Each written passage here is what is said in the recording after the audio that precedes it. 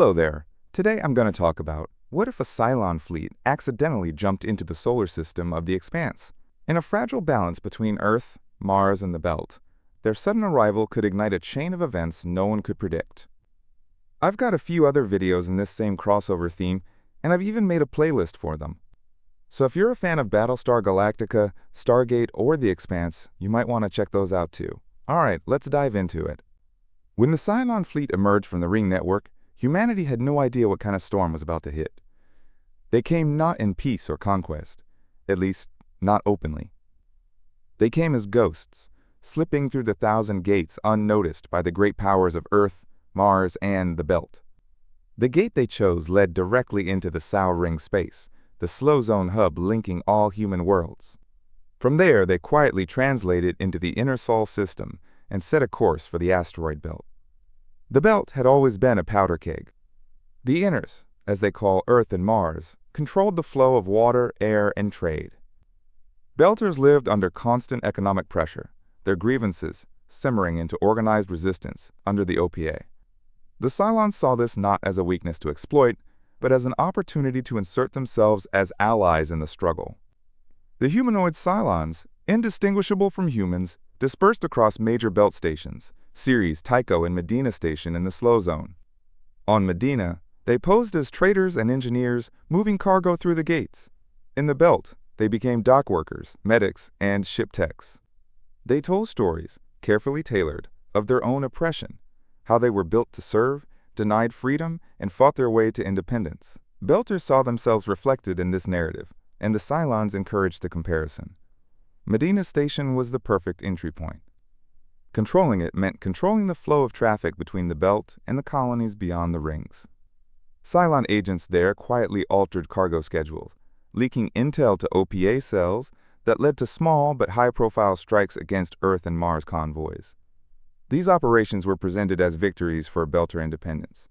But each incident was engineered to deepen mistrust between the inners and the belt. On Ceres, the Cylons worked their magic through media.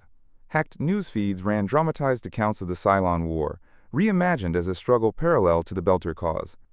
Grainy footage of burning colonial cities, edited speeches about liberation, and staged acts of sabotage kept tensions high.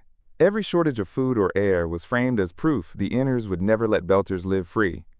Tycho, the crown jewel of Belt industry, was the Cylons' long-term play. By infiltrating its workforce, they gained access to cutting-edge ship designs. Some ships were subtly modified during construction, their systems made compatible with Cylon command networks.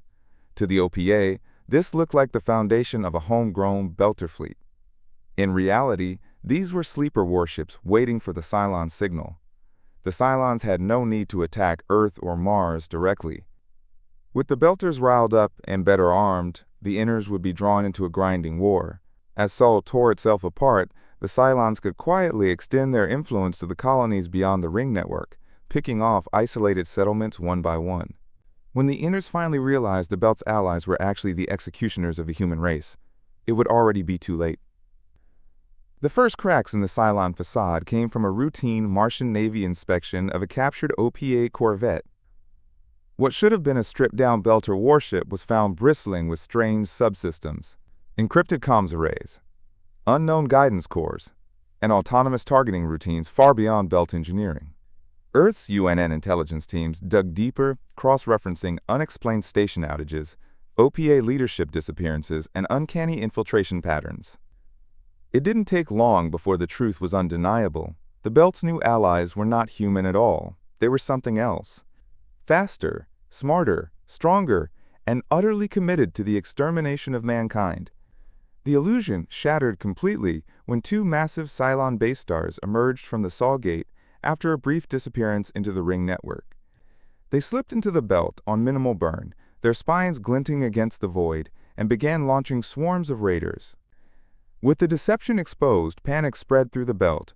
OPA leaders, Martian admirals, and Earth's UNN High Command opened channels to one another. Centuries of mistrust boiled down to one grim truth: humanity would stand together or fall separately. Within weeks, the largest mixed fleet in Sol's history was assembled. Belter warships, light, fast, and bristling with railguns and torpedoes. Belter ships lacked heavy armor but could outmaneuver almost anything in close quarters, darting through debris fields and using minimal burns to stay hidden.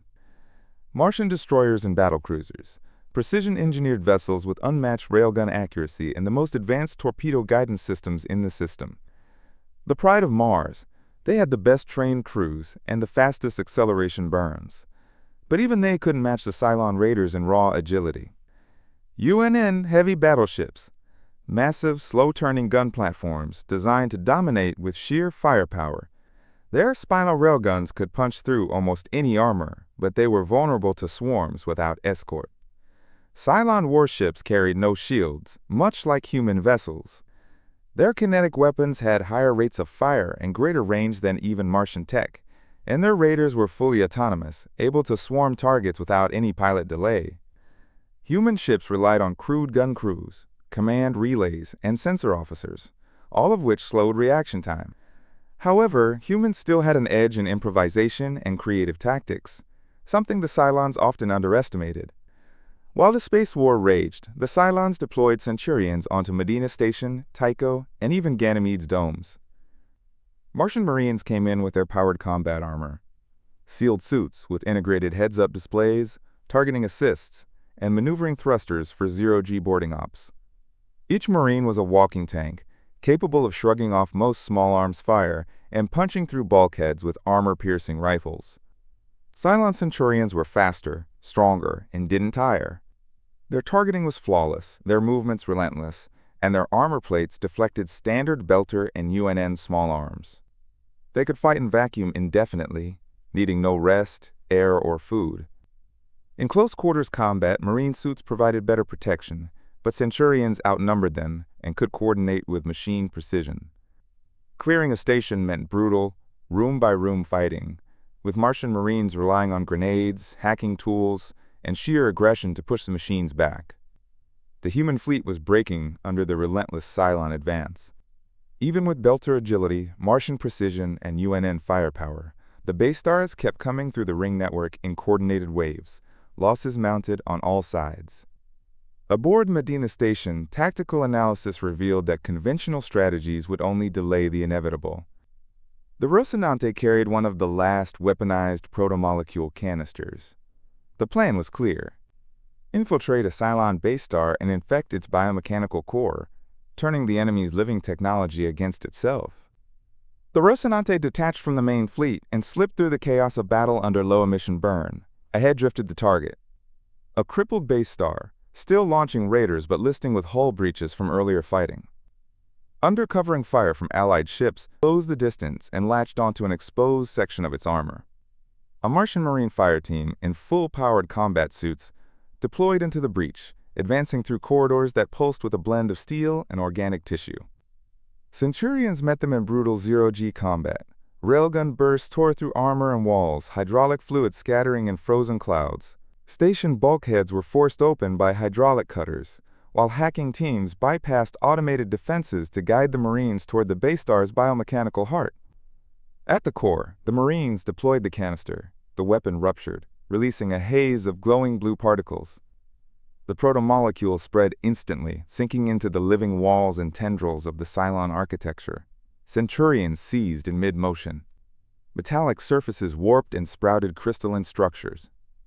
The Rocinante detached and withdrew as the infected base star began to change. Arms twisted inward, merging into jagged spines. Raiders ceased their attack patterns and drifted toward the Sol Gate in perfect silent formations. Within hours, the base star linked with another Cylon vessel, the two merging into a single hybrid construct. Cylon systems and protomolecule architecture fused seamlessly, creating something neither purely machine nor entirely alien. The hybrid entered the slow zone and approached the ring station. Structures extended from the station to meet it, absorbing its mass into the existing geometry. New spires rose, shimmering with blue light, the station's surface shifting into patterns that had never been seen before.